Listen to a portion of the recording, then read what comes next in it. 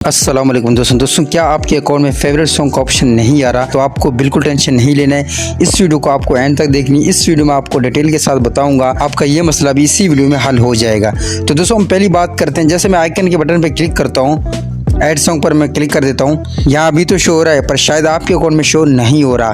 कभी कभी ऐसा होता है कि यहाँ पे शो नहीं होता। तो दोस्तों आपको टेंशन नहीं लेना। इसमें आपको दो तरीके बताऊंगा। अगर आप चाहते हैं यहाँ शो हो तो इसके लिए आपको क्या करना होगा, आपको बैक आना होगा।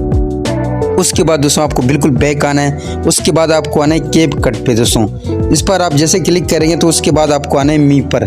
तो उसके बाद हम मी पे आ जाते हैं। दोस्तों यहाँ पे आपको नज़र आ रहा है लॉग इन टू टिकटॉक। आप जैसे इस पर क्लिक करेंगे उसके बाद वहाँ पे टिकटॉक में मैं चला जाता हूँ। यहाँ पे जो आपके पास नज़र नहीं आ रहा था फेवरेट सॉन्ग का, तो ऑटोमेटिक ये ऑप्शन जो है आपके पास शो हो जाएगा। दोस्तों तो ये मसला तो इसी तरह भी आप हल कर सकते हैं। और आपका मसला इस तरह हल नहीं हो रहा तो आपको करना क्या होगा, आपको बैक आना है फिर से।